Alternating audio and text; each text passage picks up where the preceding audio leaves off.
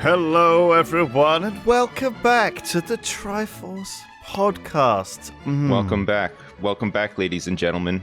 We're here. Welcome indeed. Pyrion, Yes. how are you? I'm fine. Do you suppose if you kept a lot of cattle, you could call it a prodcast? A podcast. Yeah, You'd have to. a cattle prod. Can you? You can keep cattle without having a prod, though, right? Like, you don't necessarily need a prod. So You'd be mad to try. Okay, you would be but- mad to try. yeah, I know. How do you but move them around? You need a prod, right? well, I mean, you could probably train them, right? Like Train over a time. cow? I It would feel be like difficult, maybe but- cattle prods are even banned now, dude. Nah, they I seem bet like they're a still pretty around. dangerous, like pretty cruel thing, man. Let's have a look. Cattle prod. Okay. Oh No, gosh. cattle prod. An electric Look- cattle prod, also called a stock prod or a hot stick, a hot stick, is a handheld device commonly used to make cattle move. right? They were Or developed does it make as early them as move, or 1917. does it make them move? very good. Brilliant Move. stuff. The use of the electric Thank you. cattle prod has been debated by many people. Organizations such as PETA contend that the use of cattle prods is as much Is it mentally PETA? harmful Is it as PETA physical. or PETA? I say PETA PETA. because I'm British, but if you're PETA. American, you might say PETA. PETA. Oh. Yeah, but so you'd there say you go. Peter, right? You wouldn't say Petter. I would say Most PETA. Most not farmers I would say better. contend that the short shock is minutely felt and soon forgotten. Well, do you know what? They should be fine with them being tased then. You know? I'm sure that that time you were tased was quickly forgot. It's not a and it's not a minutely big felt. debilitating tase though, right? It's kind of like it's more like a little jolt. Yeah. How do You're like when you're getting Again, how do you tased, know? you're incapacitated for a time, right? I mean, I think there's a voltage difference or an amperage difference or whatever. yeah, it is that but means that also you- the things the like the little needle clamp things that stick into you and continually. Grief. Yeah, Like that. they don't do that to cattle. I think No. I think it's like a little spark, like almost like just a little like a static shock, right? I mean, Like these are some big, strong animals, you know? yeah, And but they think don't know about it what's this happening way. to them though when Right, they but I doubt the farmer is going to try to do something that's going to harm his product. That would be like, you know, if your fucking machinery is broken down at the old box factory, you decide to go smash it with a sledgehammer to teach it a lesson. I don't think you would. I'm not saying I'm pro or con electric cattle prod. I'm just saying I can't imagine that they would be that bad because otherwise why would you use them? I'm There sure are that- some that are really bad. I guess it did develop into the taser. I saw a lot of tasers being used at the old 4 Hours at the Capitol documentary. I watched it recently. It was came on Netflix. It was have you seen that? Like, oh my god, it was crazy to see these people who were very dumb, very sheepish. They were sheep, basically, running through into the Capitol, getting tased. That's what we should. So it was fine to use the tasers on them, I guess. But they were like, there was just. I guess the people at the Capitol think it's some sort of museum, or at least they did. You know. No, I think they genuinely thought that they were going to overthrow what they saw as a corrupt election and No. The people bring protecting Trump the back to Capitol power. and the general sort of police malaise. You know, the Oh, right. laziness that's set in the Well, security. who the hell is teams. going to rush the?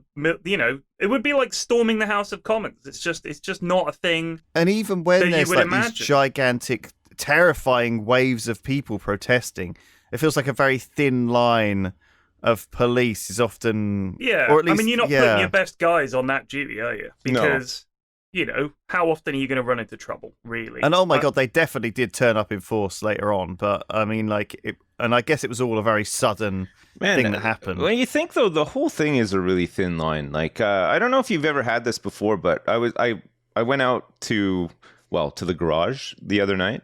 You know, like I have to leave my house to go to my garage, but it was late. It was like 10 o'clock at night or whatever. I stepped outside and it was just like super, super quiet. It was one of those like really still nights, you know? And the area that I live in is like fairly built up. And I just thought like, it's crazy, right? Like everybody's just at home chilling right now. It could be so different, right? Like people could just be out there doing like fucking God knows what. But they don't. Like they're just like probably at home watching TV, just like having a snack or whatever, getting ready to go to bed. And it just makes me think sometimes that like how lucky we are, but also how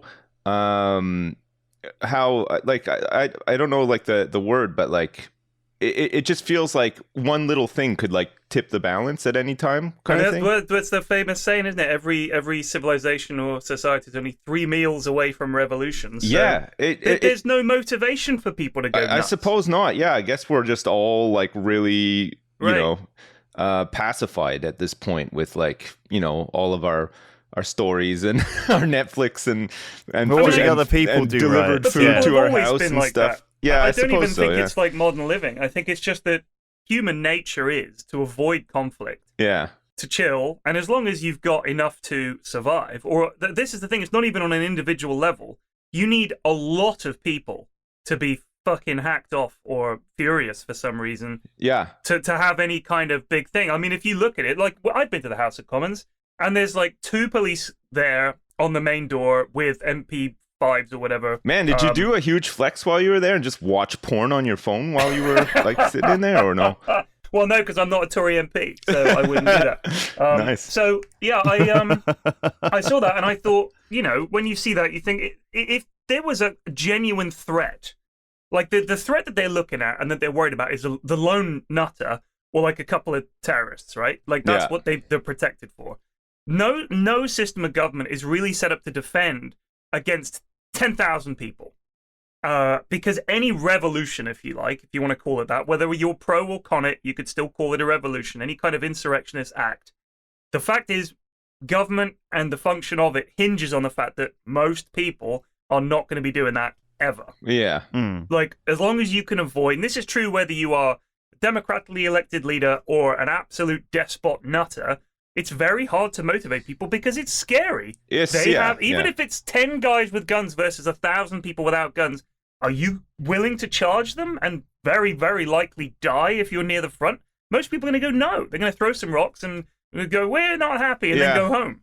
So Well, it's very, but it was it's so very, it's interesting watching unnecessary. this 4 hours at the Capitol because all these protesters were just they I mean obviously it was partly led by these like group of Proud Boys who were kind of they're very stupid but also big men, obviously mostly almost entirely unarmed or just armed with things that they've picked up locally, you know. Maybe they I'm don't sure need actual some arms. of them All they some need of them is definitely did fucking come A and fucking B, with- you know, with fully guns. loaded, safety off, You know, ready to but like windmill anybody. it's so fascinating to watch. Like once some of them get into the Capitol building, they're like it's like suddenly they're in this museum, right? And it's like there's that they have a certain aura about them. These sort of places, right? It's kind Yeah. of almost Right. like a holiness, right? And some of the most effective security guards were actually the ones who were like, "Oh, come on, don't break that." Do you know what I mean? Look, don't do that. Or the ones who were just actually standing still. And Yeah. so it was if the security guard just like was like a one of those guys at the Buckingham Palace, you know, the guys who stand stock still Yeah. and just blocked the way, like they would often be fine, right? Weirdly, like the protesters wouldn't punch them or attack them or like try and push them out the way if they just stood in a force. Whereas if the cops looked like they were scared or they were backing off or like they were raising weapons or they were like engaging like in a different way, then very quickly like people would just be like, they're not protecting it. We can reclaim the house, and then they would just sort of barge their way through or charge their way through, and certainly like a lot of the time it was just guys saying, just unarmed guys, big guys striding at a security guard, and him not scary. wanting to shoot or attack that guy, that guy not really being armed or even wanting to harm the security guard, right? But like just through his sheer force of like aggression, like physical, like just posturing like scarily, it caused this kind of strange. And so obviously, yeah, it's a very strange documentary. It's full of a very strange event. Full of lots the of whole different thing is aspects, bizarre, right? right? Yeah. Like you know, there was almost like a battle in certain areas, you know, where these guys are scrapping like hand to hand, Right. rioting, you know, for hours. And I suppose obviously, different kinds of rioters gravitated towards different sort of areas, and therefore you had areas where the rioters were more I'm not going to say chill, but less likely to be violent, and then the more violent ones were all sort of, you know, grouped up and let's get him, yeah! Sort of those guys stuck together. Definitely, so you had people started like I pockets think of absolute nutters and pockets of people who were just sort of caught up in it. absolutely there were like people who were there with their mates with a goal, and that was to like just to be fighting, you know, to be angry, to like the people who turn up to a metal concert to go in the mosh pit, you know, those were the kinds of people who were there. And then there were also people there who were just Trump supporters and just wanted to be part of it. There were also people who kind of had an agenda and wanted to make like the moose guy or whatever, the shaman, you know, he was there to be seen and take pictures of him, you know. And he's constantly he's got like a series of sort of people with him who he's hoping will take pictures of him and film him, and he's constantly gravitating towards the cameras and standing on things and hoping to get. It's really interesting. Other people are kind of. I mean, that's exactly what I tell all my fans when they saw those pictures of me there. And I said, you know, I'm trying to insert myself into history, just like Forrest Gump did in the movie. You know what I mean? Like, I want to look back and I want to have a montage of all those, you know, historical events I was present at or whatever. You know what I mean? You want to be there. You want historians to go through the photos of the era. I wasn't there supporting it. God, no. I was there just to be seen. Yeah, exactly. You know, I got. But then there Nixon would be gave me a Dr. theories. Pepper. I can't help it. In 100 years' time, there will be a conspiracy theory. Who is this strange middle-aged man who is at all of these major historical events just waving to the camera? Every sighting, he's wearing shorts for some reason as well. And the same pair at that. I mean, These events have all taken place years and years apart, and this man has the same pair of shorts every time. What's going on? Incredible! What is going on? Yeah. It could be the start of a new conspiracy. That's right. So no, it doesn't make. I mean, the documentary doesn't really make. It's not great in terms of trying to understand the motivations, but it certainly does provide such an interesting series of sort of unseen. Documentary stuff footage, because I guess it's like nowadays there's so much that comes out around an event that sometimes you don't really get a cogent kind of like viewpoint of what happened, or even like get to see all the good bits in one 88-minute long sort of film. But oh man, it's just so interesting just seeing how it sort of, because they obviously had, it was like an onion, right? The Capitol, it had kind of like all these layers of security, and as one would fall, you know, they'd fall back to the next one type situation. But it started to get to the point where they were like unsure where their layers of security actually were, you know, because they had never had to think, oh crap, what's the next thing we have to fall back to? Yeah, because it's different when it actually happens, right? Like, you can be as ready as you can be, sort of thing. But when shit's going down, it's really different. It's almost like such an unbelievable thing, though, that people just wouldn't think it would be possible. Well, I mean, look at 9/11. You know, like big buildings full of people. You know, they had all of the documentation that they needed for emergencies and how to deal with stuff and whatever, but imagine your job was to like go to the Capitol and say, look, imagine what would happen if 10,000 protesters came and stormed the Capitol. Everyone would fucking laugh your face out there. They would not take you seriously at all. They wouldn't respect you at all. They wouldn't implement any of your planning at all. They wouldn't put any funding down to provide any. I mean, all very consistent with the rest of my life, really. I feel like you'd be accused of being some doomsday guy or some conspiracy theory guy. Do you know what I mean, for planning this future event? But I guess it does feel like it's a low chance. You got to be that one guy on Reddit though who comes up with this crazy idea and then just keeps saying it, and then eventually somehow by some miracle, it either happens or part of it happens, and then he gets that 5 minutes where he's like, I've been saying this all along. You know, like there's people like that out there, isn't there? Who just like they come up with some. It's so there's always someone who'll say they predicted it, much like the people who predict absolutely everything. Yeah. And then, you know, the 365 predictions, when they get one of them right, they're suddenly on the news as like a horoscope. Crap. Dave Fuckface, who correctly predicted this event, you know, thinks this about this, and obviously he's got his other complete bullshit. Yeah. But I guess, like, you know, you can never plan for these things. But I think even like Donald Trump, I'm sure, never thought that the Capitol riots would take place the way, because I think he was so used to spouting these rhetoric, and like just sort of saying things that didn't I really feel like mean you can what apply he that said. to every aspect of Donald Trump, though, right? Like, I don't think he ever even expected to win. The whole thing was just so absurd, right? Like, I think he just thought, oh well. It is the strangest thing.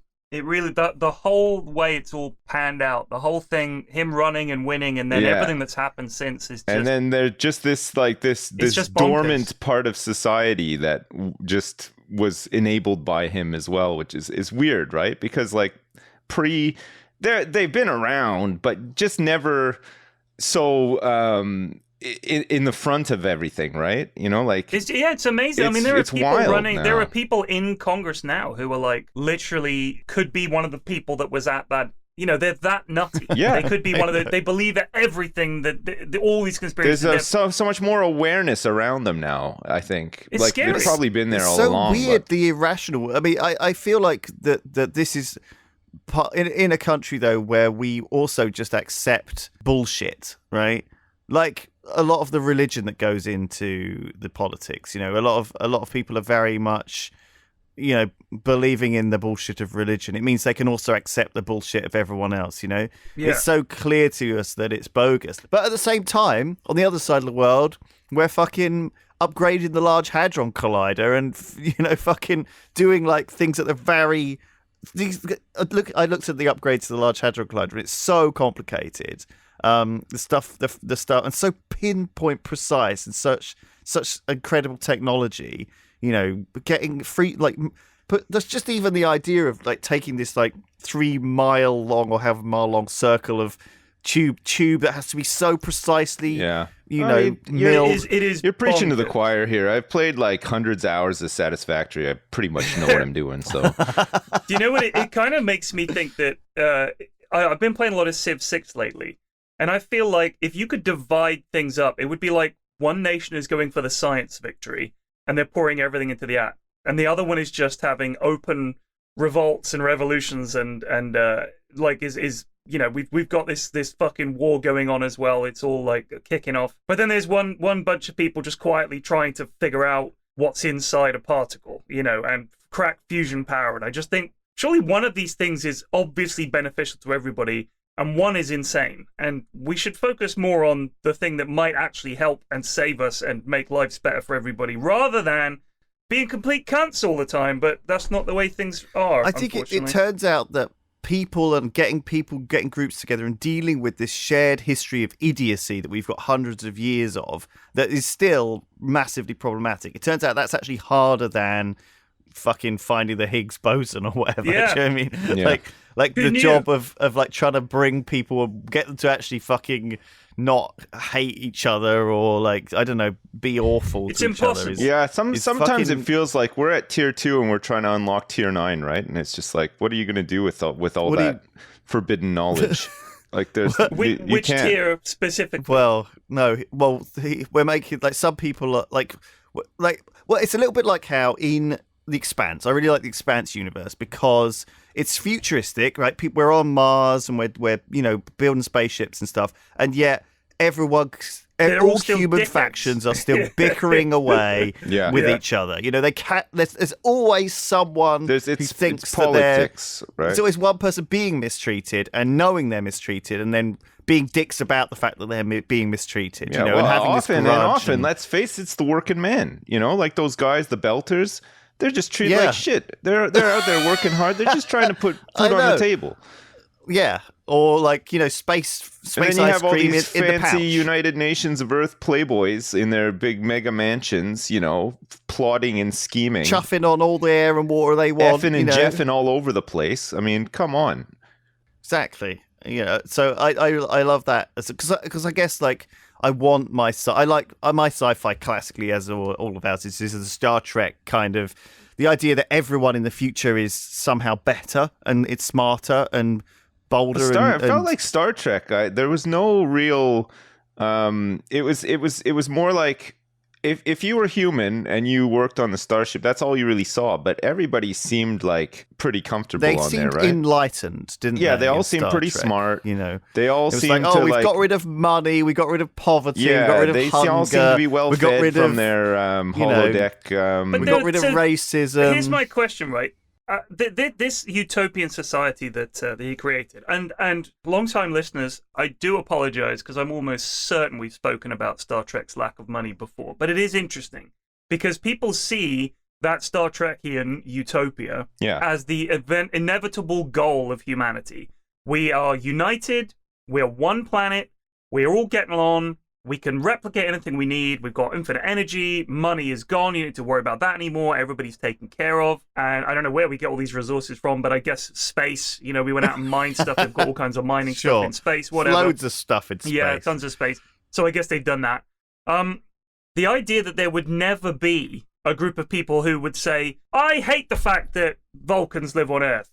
You know, we should get rid of them. You absolutely would have those people. And there would have to be some kind of democracy. But otherwise, the Star Trek universe must be a totalitarian dictatorship. Well, that is the even Star a Trek benevolent universe, one. though, right? That's the final frontier is racism, basically. Like they can't get past it. Like everything else, they're enlightened in every other way, except they just will not tolerate aliens. Like they hate. Well, but in Next Gen, that's not the case. Because in Next Gen, there are aliens on the ship. They have a Klingon as their security officer, right? Yeah, the guy probably I know, most but I likely mean, come on, to fuck you over. everybody's got like, oh yeah, my mailman's a Klingon, you know, like it's that old one, right? Like some of my best friends are my Klingons. best friend, I know plenty of Klingons, you know, like that's. No one is calling Worf like pasty head behind his back, though, are they? Do you know what I mean? But in the original series, Bones McCoy is extremely racist towards Spock. You blue-blooded bastard, or whatever he says. He's always constantly. You stupid Vulcan head, fucking big stupid ears. Hey, stupid ears, come over here and do an analysis on. Yeah, dickhead. That's what Bones is literally like that all the time. Hey, analyze this, and he's Kurt's giving him the middle finger and stuff. Like, come on. Kurt's just like Bones and his racism.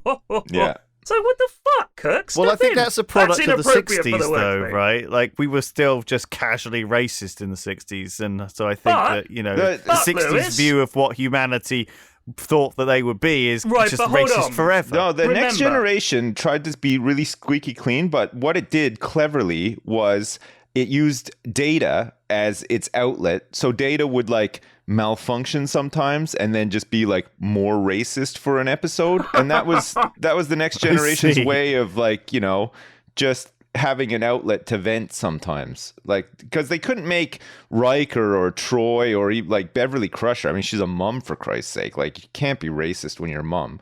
But right. But see, data malfunctioning, all of a sudden he could be turn up and he'd be like, hey Wafflehead, you know, or like, hey Big Nose, you know, and they're like, what the hell's wrong with Data? It's, oh shit, some circuit malfunction again. And that's the whole episode basically. And then the next we deleted racism in 2122 at the conference of you know, back to normal. Rome. Yeah. Well, you're telling me that there are episodes, multiple episodes, where the entire premise is Data malfunctions and turns into a racist. Yes, of course. Yes, that's exactly what I'm saying. Captain, I've just noticed that Geordi is black. Perhaps we should replace him. Geordi's human. He wouldn't say anything about Jordan. But Geordi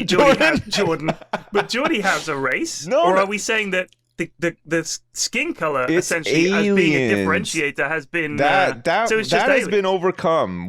So he's speciesist. Yes. Right. That's the type of I've met a lot of humans who look more fucking alien than any of the aliens in Star Trek. You know, yeah. I think it's at that you got to make aliens weird if you want to be racist against them, right? Like put them in bags or tanks or like.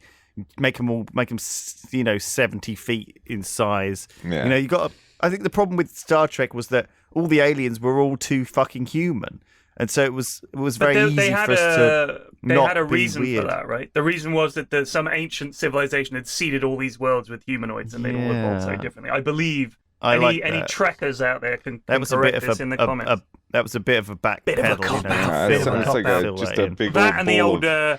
Universal translator, very handy. roar to me, yeah. Very, very handy. And the fact that aliens don't know how to kiss. is Oh, good speaking too. of kisses and talking about the original series having racism in, remember they had, at the time, this was the height of the Cold War, and they had Chekhov, Captain, the Klingons are off the starboard bow. So he was meant to be like, oh, we're chill with the Russians now. Yeah. And Uhura was the first interracial kiss on television was, of course, Captain Kirk and Uhura. And, you know, they had that episode where the guys were, half of their face was white and half was black. And it was depending on which way round the white and black was. And they were like, those white on the left, black on the right bastards will never be in charge. How dare you, you black on the right, white on the left, son of a bitch, you know, and they were like at odds over that division, which I assume there is a cookie in the States called the black and white cookie where it has black chocolate icing on one half and white icing on the other, and it's like a big cookie.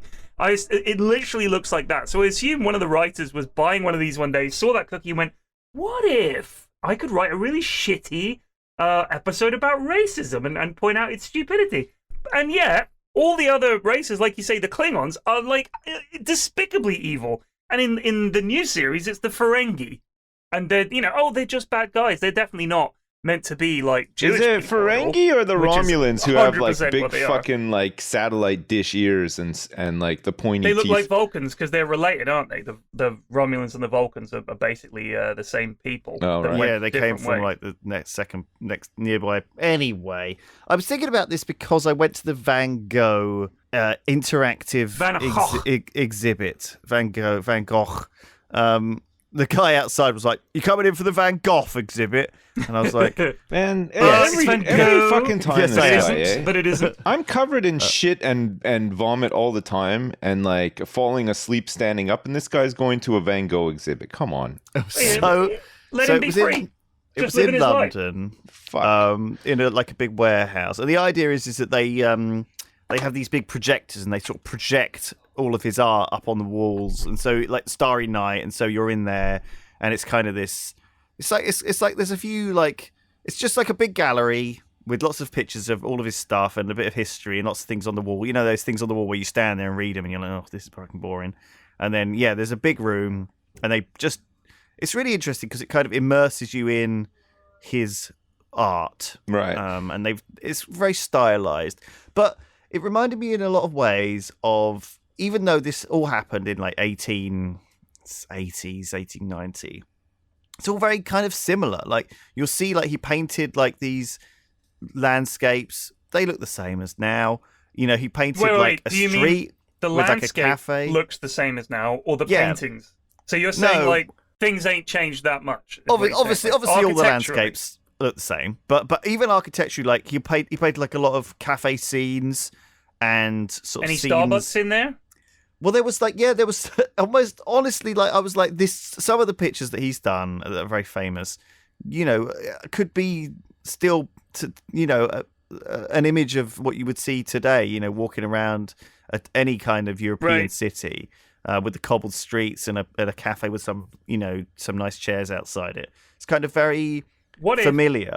What if Um, in the future, when all these corporations are richer than we could even imagine now, and there are trillionaires out there and stuff like that, which is coming, what if they just went and bought all this art and they now own it and they can do what they like with it? What if Starbucks bought that cafe picture and just changed it, paid someone to paint the word Starbucks on the cafe, and then exhibited it? Could you imagine that happening?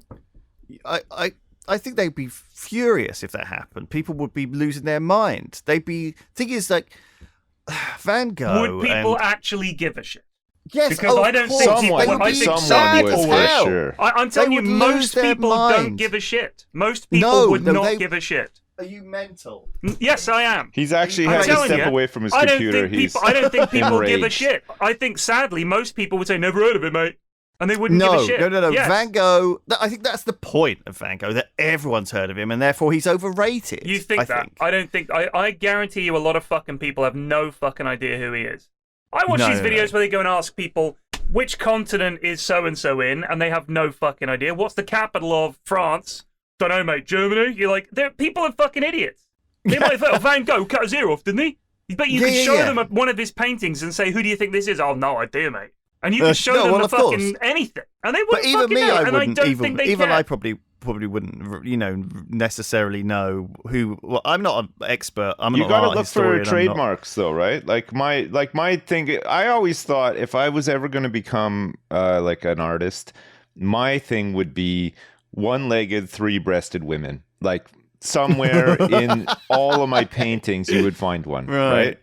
And Like so it Richard would be- Scarry always painted that little bug in all the corners of all his Yes. books and things. You're saying, let's chuck big old three tits, one leg in there. yeah. So hell 100 years time, man on the street is going to be like, "Oh yeah, that Chris Lovett's. I remember his paintings, the one with three-titted women in. Oh yeah, love those.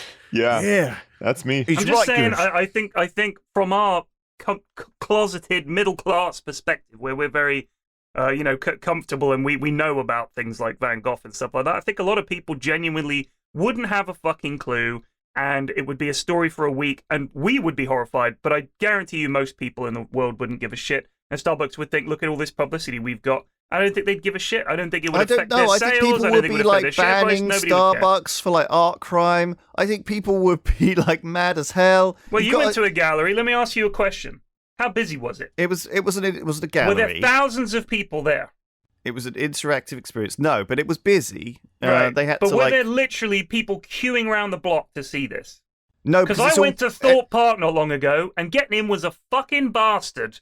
More people than go to fucking Thorpe Park. If you tore down Thorpe Park, you'd have a revolution. People don't care about this stuff. The matters, they don't care. They just want to go to We're Thorpe Park. overstating it. Most people don't give a shit. Most people were more upset about the fucking Super League with the Premier League. That got people out on the fucking street. Don't take our football away. But if you Yeah. said we're getting rid of all the Van Gogh paintings and putting Starbucks over, they'd be like, "That's fucking stupid, man. I don't know whether it's too much more money than sense." But they wouldn't take it to the street. they would. They don't care. I think any lesser artist, sure, right? If it was any old fucking chump, but I feel like there's a couple of artists that are just so culturally bound because of the ear thing, and because he was mental, wasn't he? He was crazy, he shot himself, didn't he? Because of he became.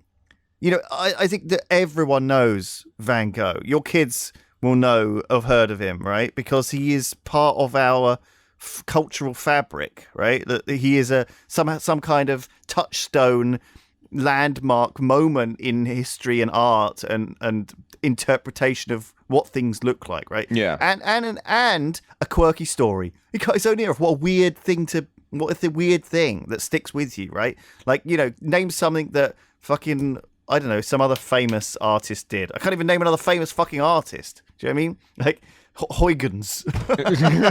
Name something that he did. Or, What about Bob one of the Ross? other Dutch masters.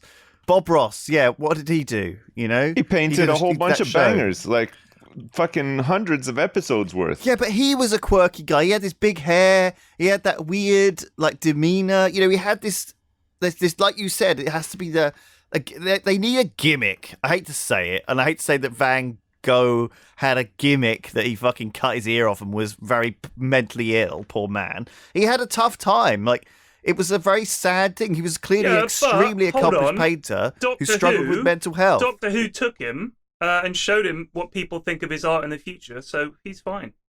But he I saw didn't that kill episode. himself then. No, And so he went to the on future, and Doctor Who saved him. Yeah.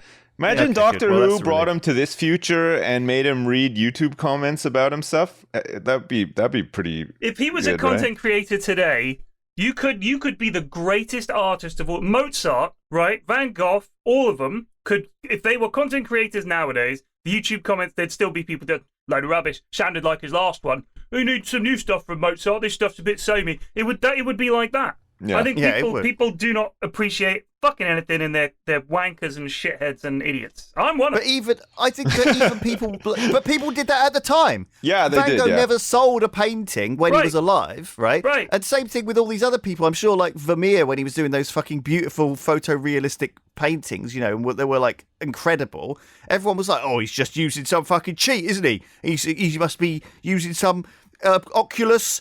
exclusius, like that fucking thing where you have the beam of light coming through and it projects it and they paint over it. He's just painted over it. But I'm sure everyone was fucking given a hard time, and like Rembrandt was probably, everyone was like, "Oh, it's not all that good, is it?" So imagine that, Lewis. This is at a time when there was no alternative. There were no photographs, there were no films, there was no Instagram, there was nothing. None of your TikToks.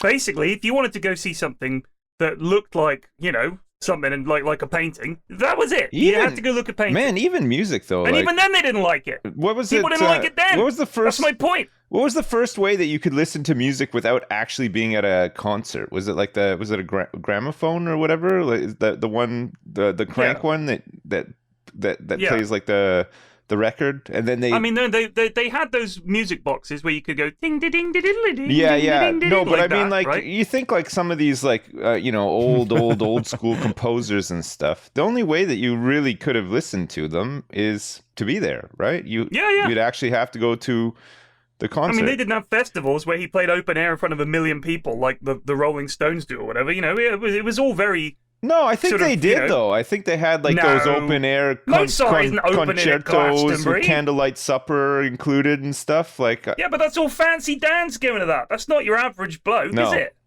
No, that's true. They had amphitheaters and theaters and areas to play music and speak and things like this. They had these events, but I mean, it was. You're right. Like in a sense.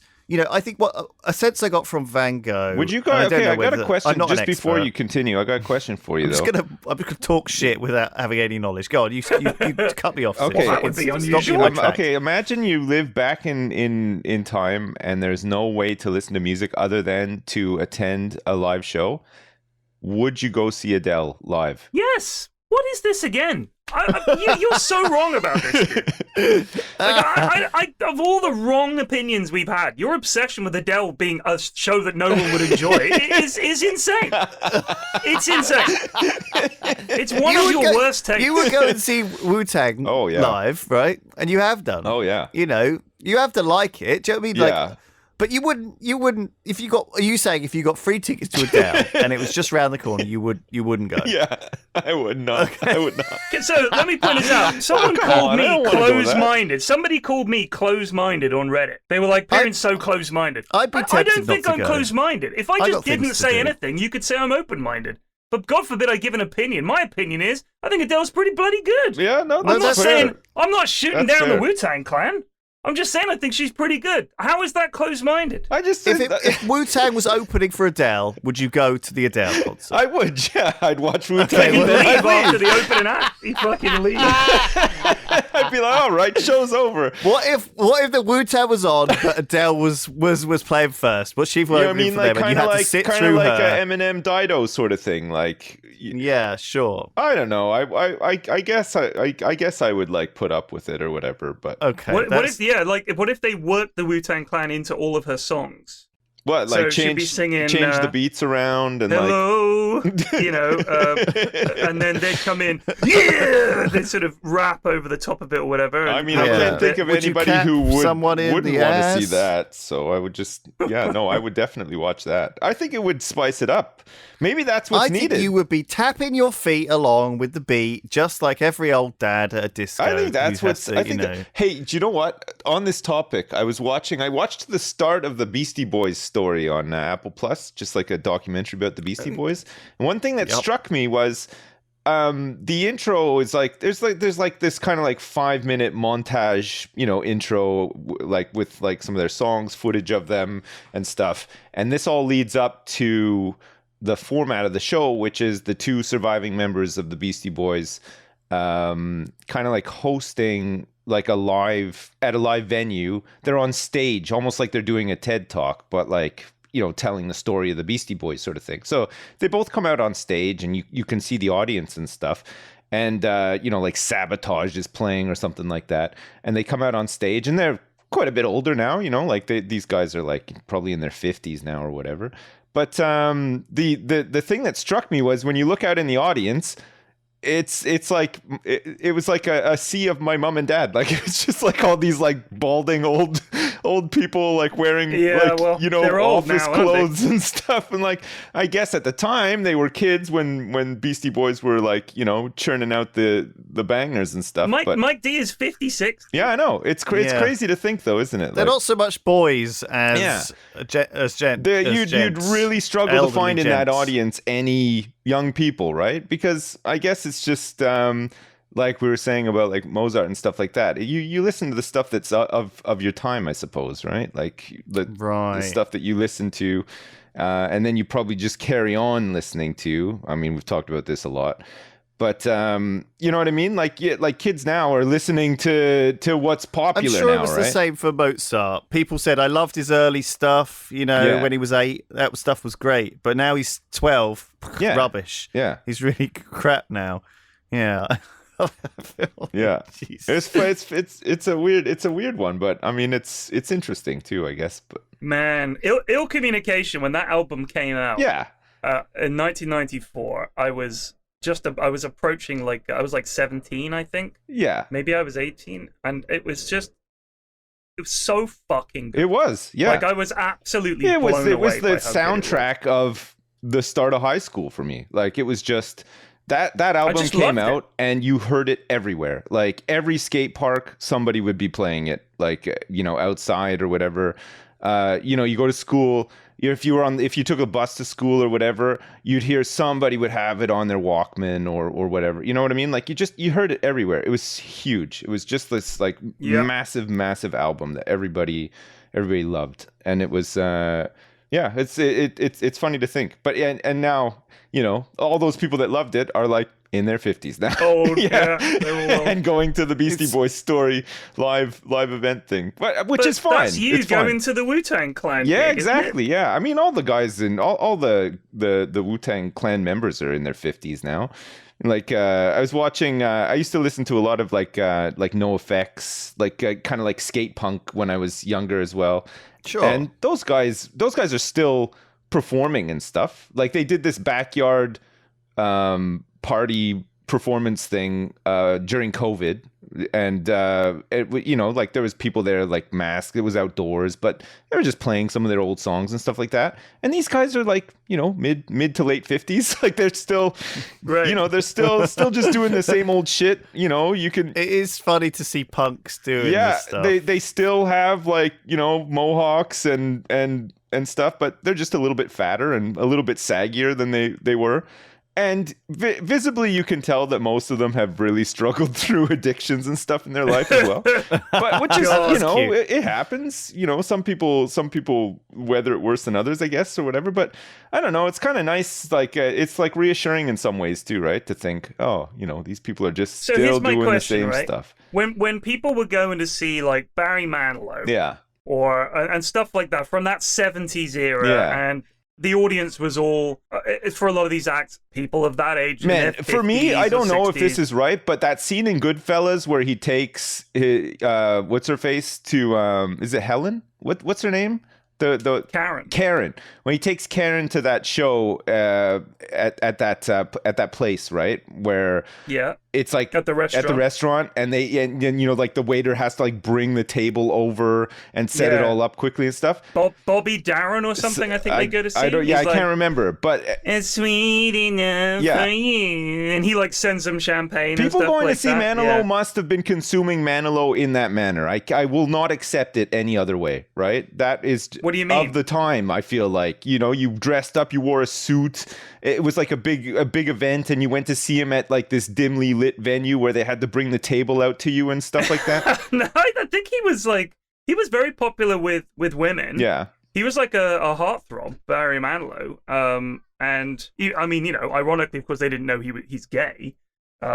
So, as I understand Wait, what? it, yes, of course. I don't know if you're being serious. I or know, not. I'm not. I'm just joking. Okay. Yeah, but it's So yeah, I don't think they went. I mean, Barry Manilow played like big stadiums and big concerts. Yeah, like, he was did, a yeah. big artist. He was, I yeah. don't think he played that little tiny venue. Maybe early on Yeah. he did, but then I think he was resident in Vegas for fucking years. yeah, and stuff yeah, like yeah. That. But I think it's just the But so, style but when of we were growing up, music. when we were growing up, that was seen as like old people music, Yes. and the Beastie Boys was completely different. Yes. So my question is, when you go to see the Wu-Tang Clan or you go to see the Beastie Boys, if they played now, Yeah.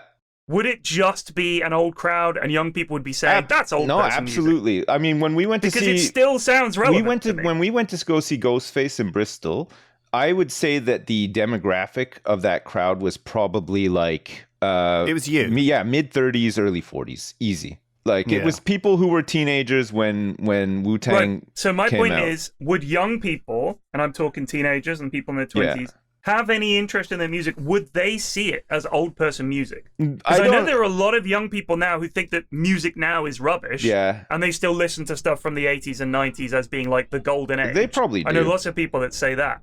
Especially when it comes to metal and rock and stuff like that. It seems nowadays as not being like a thing. I think some people view 90s hip hop as like boomer music, like which is kind of odd, but I guess it's changed a lot, right? I think Well, that Snoop we Dogg are. is still huge. There's multiple generations, though, right? Like, I mean, when I was growing up, my mum listened to certain music, like the Beatles, which was fine. I think it's transcended the kind of everyone can like the Beatles, right? Whereas some of their she also stuff listens is to Kate Bush, almost timeless, right? And fuck Kate Bush, do you know what I mean? And fuck a bunch of the other stuff. Excuse me? What the hell? Like, hold on, slow down. You're not a fan of Kate Bush. No, I'm not. Man, You're I am glad that idiot. you floated in with this bad take because I feel like the pressure is off me for having the Adele bad take How now. the fuck can you not like Kate Bush, dude? I don't know. I just never got it. Oh right? my god! God! Do you know what? I think that was because it was something my mum liked, right? And therefore I didn't like it. You're not a fan of like Wuthering Heights or Running Up That Hill or Babushka. It wasn't that music that was hitting. I was listening to Gangsta's Paradise and stuff. Right. He was listening but you're to not that age now. Bush. He was listening. You must listen to Kate Bush. Let the bodies hit the floor. She's incredible. She is incredible. I am a big fan of Bush. I'll look it up on Spotify. I'll probably like it. Kate Bush was kind of discovered and produced by one of the guys from Pink Floyd, right? Like, wasn't he related to her in some way or something? But like, kind of discovered her, you're right.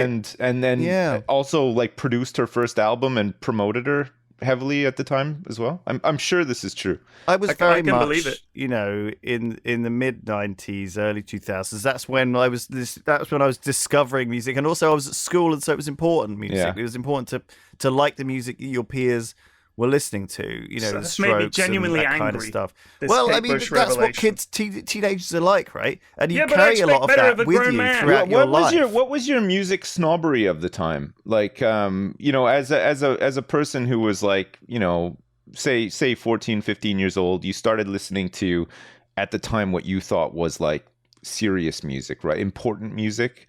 You kind of transitioned from like listening to joke music or like kids music to just like normal music. You're right. In your eyes, it's right? It's like the Ramones, right? Yeah. It's like people think there's certain groups of teenagers who are the music aficionados, right? And they're the ones with Ramones t-shirts who don't actually like the Ramones, and stuff like this. Do you know what I mean? Like that. There's certain bands that do have this reputation. Pink Floyd's a good example as well of people who are kind of the artist's choice. Yeah. Almost like the artist's favorite artist. And I'm not saying that they're not good. They're not necessarily mainstream though, right? Mm-hmm. You know what I'm saying? Yeah. I remember being slightly snobbish towards the Offspring. Remember the Offspring when they came out? Oh, they were shit. Really? They were, yeah, but they were very popular when they came out. Remember, like Self-Esteem and all that. And So like a lot of those bands like Papa Roach, and Limp Bizkit and all that shit. I really hated it. What did they called it? New metal. Yeah, new metal. A lot of that yeah. stuff. It left me absolutely cold. It just seemed so. I think the start of all that was like kind none of them ever fucking washed. No, you know what I mean? I feel like this just made me think of the Insane Clown Posse, stinky crotch, stank ass bitches, just disgusting, fucking smelly, fucking disgusting. But ugh. I thought Linkin Park were a great band. I loved Linkin Park when I was a teenager. Linkin Park were a banger, mate. That's fair. But new metal, I feel like maybe I got this wrong, but I feel like there's a correlation between new metal's popularity and and professional wrestling at the time as well. I think that's really funny. That's interesting. Because I feel like WWE, or well, it was probably WWF at the time, and WCW helped popularize new metal big time, right? Like, because they used, I think the music went with it. That was because just a go-to genre of music for every entrance for a wrestler at the time, music. Right? Like it's angry music, right? But it's also kind of modern, so you don't feel like you're just playing AC/DC again. Like, it's something that's current, so young people will like it, but it's also angry. And wrestling fans always seem to be like screaming like they're about to tear someone apart. That's really interesting. That's my take on it. I always see it that way as well. But for me, I feel like new metal kind of started with Rage Against the Machine, right? Like, their sound was just so different to what you were kind of used to in the 90s. I don't know if I'd consider them new metal. I don't know. They were so different though, like, because they were very different. Because new metal to me always had like kind of almost a bit of hip hop to it, right? Like just like the beats and like the cadence and stuff too. All right, so would you put what do we call the Red Hot Chili Peppers? Red Hot Chili Peppers is no, but what was the name we came up with them for the other week? We called them the Chili Willies or something. I can't remember now. Oh fuck. Well, either way, would you say that they were new metal? I don't know. I mean, Red Hot Chili Peppers, I feel like are. Oh, man, I don't know. I don't know how to categorize. Like, I would probably categorize them sometimes as pop, right? Like, because some of their songs but certainly their earlier stuff, yeah, it was very demeaning. It had rapping and stuff like that. Like, that was not an uncommon thing. And you would say Anthony Kiedis' singing was not the classic rock style. No, not at all. It was different. I guess it was weird. I guess they're like they are a rock band. They have to be, and I feel Absolutely like they've experimented a lot too. Like, I'm not. But do you think that they had a big influence on nu metal? Because they were, and still, for a long time, they were massive. I guess so. And I think they were very influential. I guess they probably that style. did. Yeah, I don't know. Like, I don't know. I really don't know enough about them as a band. Like, I'm obviously familiar with like some of their bigger, more mainstream songs or whatever, but like I've never owned a Red Hot Chili Peppers album or listened to a full album or like I wouldn't say I'm a fan. Like some of their songs. So what about I like, Porno for Pyros? Do you remember them? Porno for Pyros, and bands like that. So when you think about bands like that, I feel like that was and the Red Hot Chili Peppers, that was a very California thing. Yeah. They were always tops off, very tanned, lots of tattoos. Yeah. They looked like a bunch of surfers. Yeah. And they played a sort of not softer metal, but different from the classic metal that had been around in the sort of 70s and 80s. Yeah. And as the 90s came out, they became different. Red Hot Chili Peppers, Porno for Pyros, like a new wave of metal, you might say. Man, what's new metal? Remind me, Porno for Pyros, like what was like a big song of theirs? Like I remember the band, but I just can't remember any of their music. What about We'll Make Great Pets? Do you remember that one? Great Pets. Oh, maybe. I don't know. Jesus. I'll have to go back and listen to. I'll recognize it if I hear it, but it's been a while. Like, again. Yeah, I mean, they weren't like enormous or whatever. They weren't like the Red Hot Chili Peppers, but they were pretty big. Yeah. I mean, there were a lot of bands around like that California rock sound. That I think that was what led into Limp Bizkit and stuff, and Insane Clown Posse, that kind of. But that was more of a. I could be talking absolute bollocks here, but this is how I feel about it. This is when our music knowledge ends, right? Like, oh man, for me, like late 90s is kind of like it drops off and a bit. Ever since, it's been like. There's some stuff now. Yeah. I went to a gig a couple of weeks ago for a band that's still going and relatively young. Yeah, no, I mean, wish I did listen to more music. That was I think it's like I think it's not as common, but I mean, for sure it happens, like... I guess the thing is I do listen to a lot of music, but I don't know who it's by. Music is fucked up now. I listen to Spotify, but I don't listen to necessarily specific, like, bands. You can consume a ton of different music now, like never before, right? I listen to, like, weird genres, like Nintendo, Edge, cyberpunk pop. I listen to, like, weird fucking mix-up playlist, and I find a song I like, and I'm like, play song radio, and then it plays fucking random shit. I think that's I don't the know a change. band. The album is dead. the album. I'm sorry to say it, but the album is dead. Yeah. Like, you can be a well-known artist, but nobody could name one of your Obviously, albums. there's exceptions to this, but in a Of course there general are sense, exceptions. yes, I agree. But Yeah, the albums used to be Longest fucking Johns. everywhere. Yeah. Listen to Right, the obviously. Smoke and Oakham. That's I the know, But I'm name. just like, saying, in um, general, people consume artists track by track, and you want to have a whole bunch of different tracks by a whole bunch of different artists, rather than waiting for a big new album to drop, and that whole album has taken like 3 years to put together. Now it's like album, Yeah. tour, all at the same time. So I feel like there's been a big change from the big, like, defining album of a genre and a sort of generation. Yeah.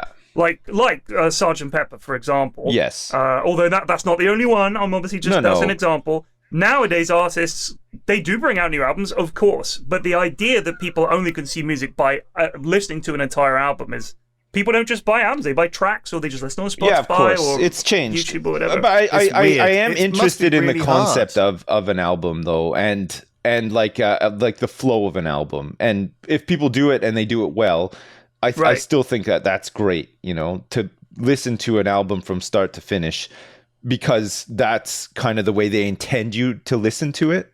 Right. You know? But bear in mind, back then, like, we're talking tapes, CDs, and records. You put that on, and you have to listen to the whole thing, or you have to find one track, listen to it, take it God, off man, the that record used to be player, so or hard to take do the with tape tapes. out. Remember, Right, put another tape in. Yeah. So really, the album experience, it was defined by technology rather than people's it's taste or totally whatever. different. Yeah. Yeah. Yeah. I can't think of a time when I have actually put on music to listen to that music specifically. It's always when I'm doing something. I guess Yeah. like a podcast. I'll give it. Here's an artist for you. He's very young. He's been around for a few years now, but he's very young. He's like 27 or something, and he's got two albums. 27. So His he's name very is young. He's very young. His name is Sam Fender. He's British. He's excellent. Is he British or is he he is- British? He is from Newcastle, so he's British, and Okay. he's absolutely brilliant. So a couple of my lads put me onto him. He's really, really good. He is like a British version of Bruce Springsteen. Oh, wow. Genuinely, the sound is very similar. Saxophone, drum, rock. He sings about real things, like, you know, his life and things that people are worried about, and like genuinely moving lyrics. He's brilliant. He's absolutely brilliant. So yeah, I think he's the closest thing I've heard to Bruce Does Springsteen he have since any Bruce Adele diss Springsteen. tracks? Because I would be 100% more interested. He does not.